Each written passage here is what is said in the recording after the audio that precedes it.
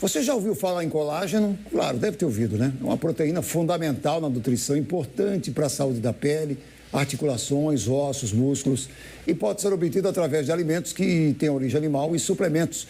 Mas o assunto gera muitas dúvidas sobre quais são os tipos para cada um, de que forma age. Para tirar todas essas dúvidas, aqui com a gente, a nutricionista Isabela Cury. Isabela, eu juro para você que o colágeno que eu pensei sempre fosse para a pele, né? Se fala muito sobre colágeno, que as mulheres usam, que as pessoas usam, mas existem tipos diferentes. Eu queria saber se vale a pena suplementar. Bom dia. Bom dia, Gilvan. Bom dia, Eli. Bom dia a todos. Sim, Gilvan, com certeza. O colágeno, a gente já sabe, né? É uma proteína estrutural do nosso corpo. Ela é responsável pela elasticidade, firmeza e integridade de vários tecidos, da pele, cabelo, unha, músculo, tendões, cartilagens, a face muscular, aquela pele que encobre o músculo, artérias, vísceras. Então, o colágeno está praticamente distribuído, em todo o nosso corpo. E vale a pena suplementar sim, porque o colágeno, infelizmente, com o passar do tempo, ele vai caindo, a nossa produção natural de colágeno vai caindo a partir dos 30 anos. E a cada década tem uma diferença muito grande, realmente tem um decréscimo. E a gente conseguindo suplementar esse colágeno de forma exógena, através de suplementos de colágeno, a gente consegue fazer uma amenizada nessa dificuldade que a gente tem de diminuir. Agora, vale a pena falar que não é só suplementar a troco de qualquer coisa. O colágeno é um contexto.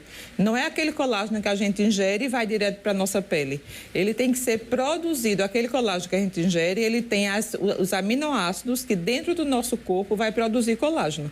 Só que a gente precisa antes tomar cuidado com alguns fatores. Por exemplo, nunca suplementar colágeno se essa pessoa não estiver consumindo a quantidade ideal de proteína diária.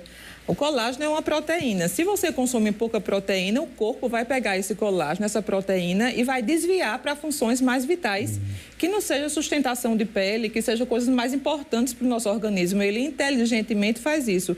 Então, é preciso antes ajustar a quantidade de proteína, senão aquele colágeno que você está tomando, está investindo, não está sendo beneficiado para a sua finalidade realmente ideal. Outra coisa importantíssima é sempre suplementar colágeno com os cofatores do colágeno. Para ele ser formado na nossa célula, nossos fibroblastos, que são as células da pele, precisamos de cofatores também junto com ele, como, por exemplo, vitamina C, zinco, silício, selênio. Não adianta suplementar colágeno de forma aleatória. Então, tudo isso precisa estar alinhado para que realmente o colágeno tenha uma eficiência. Por isso que ele é tão polêmico. As pessoas, alguns dizem que é placebo, que não adianta nada, mas adianta sim, a ciência já está comprovada, só que tem que ter cuidado com tudo isso.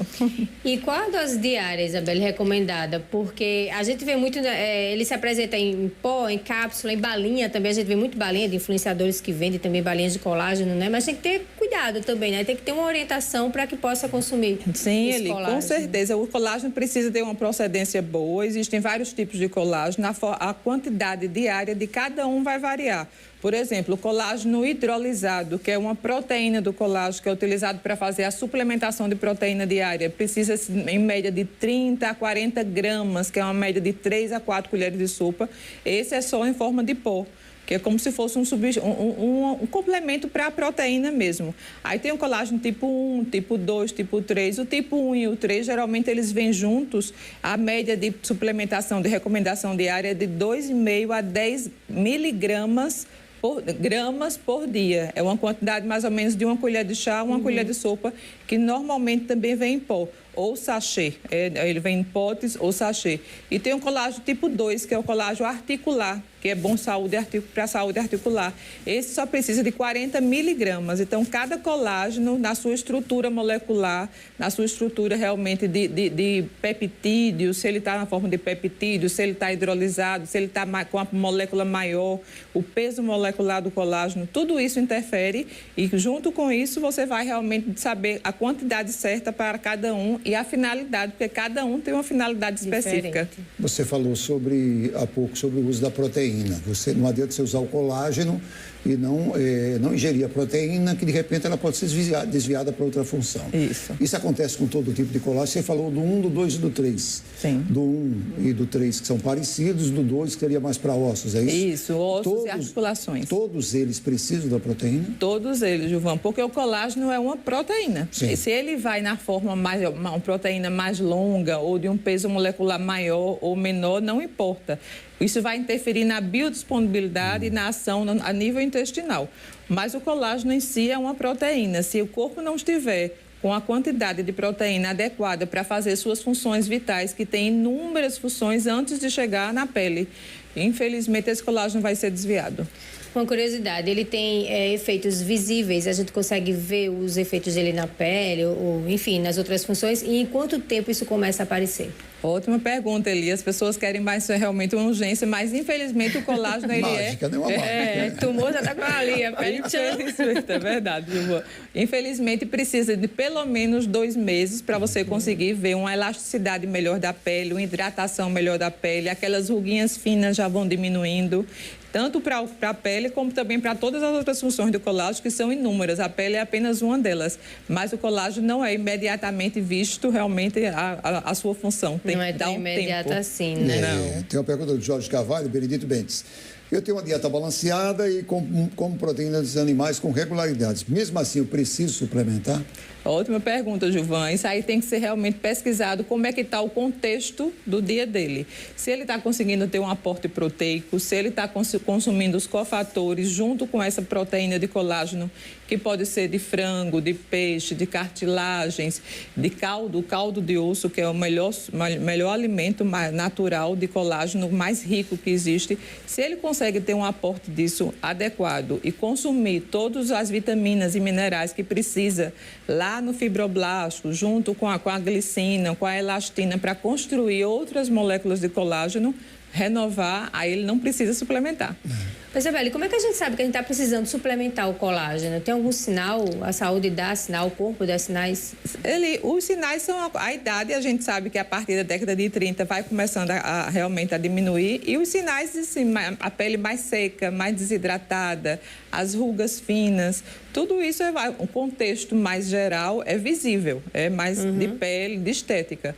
Mas, normalmente, a maioria das pessoas precisa suplementar porque a gente não tem uma fonte tão grande de... Quem consome caldo de ossos todos os dias, com certeza não precisa suplementar, Sim. que é a fonte realmente mais fidedigna. Mas ninguém consome uma quantidade de cartilagens, de ossos, de proteína de boi, de frango, de ovos, uma quantidade tão grande que consiga realmente fazer essa produção natural de colágeno. Agora, para quem quer aumentar a massa muscular, a proteína do colágeno, ela substitui o whey protein? É uma pergunta ótima, Gilvan. As pessoas hoje em dia já vendem muito no mercado aquelas proteínas hidrolisadas do colágeno e não no whey protein.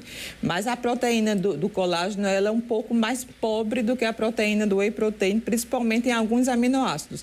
A proteína do colágeno, ela tem 3 aminoácidos, é rica em 3. Glicina, prolina e hidroxiprolina. Mas não tem leucina. A quantidade de leucina dela é muito baixa e a leucina é o principal aminoácido sinalizador dessa síntese proteica muscular. Enquanto a proteína do colágeno tem 3% de leucina, o whey protein tem de 13% a 15% de leucina. Então, não dá para substituir, mas como a proteína do colágeno hidrolisado é uma proteína de muito boa qualidade, de facílima digestibilidade, não dá gases, não dá distensão abdominal. Então, ela é muito bem-vindo o uso dela na rotina alimentar, mesmo para quem quer ganhar massa muscular. É só a gente adequar junto com ela uma quantidade de proteínas de alimentos, como, por exemplo, leites, queijos, ovos, carnes, frangos. O próprio caldo de osso também pode ser suplementado, porque ele é de fácil digestão. Para complementar essa leucina, ou o próprio whey, junto com a proteína do colágeno, ou uma carne, ou um leite, ou um queijo, já atende a necessidade de síntese proteica. A Lídia Moreira, do Eustáquio Gomes, vejo vários tipos de colágeno no mercado, uns mais baratos, outros mais caros. Mas o corpo vai fazer essa diferenciação na finalidade, na hora que eu tomo? É porque às vezes, para mais barato, a pessoa fica com receio, né? De comprar, será que é tão verdade. Bom quanto, né? E ela está certíssima, Gilvan. Ela está certíssima. Como Infelizmente, é que distingue isso, né? É justamente o peso peso molecular, o preparo na indústria de deixar aquele colágeno na forma de peptídeo bioativo. Os peptídeos bioativos é uma ingesta certeira.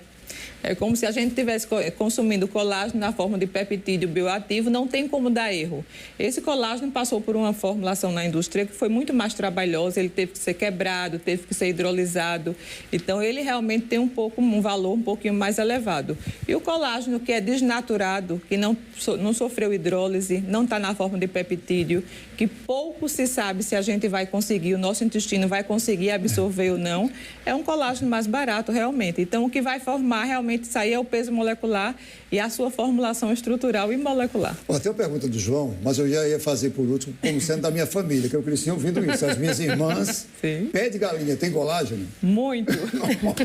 As minhas irmãs brigavam pelo pé de galinha. Pelo pé da galinha. A gente pode fazer justamente o caldo de ossos com o pé de galinha. É bom uma sopinha, uma canja. Uma sopa. Agora tem que ter um preparo certo. Sim. Tem que ter de 4 a 8 horas de cozimento na água. Tem que colocar vinagre para extrair aquele colágeno do pé de galinha. Depois você tem que levar para a geladeira para ele virar uma gelatina. Aí esse sim é o caldo de ossos que realmente vai ser mais funcional.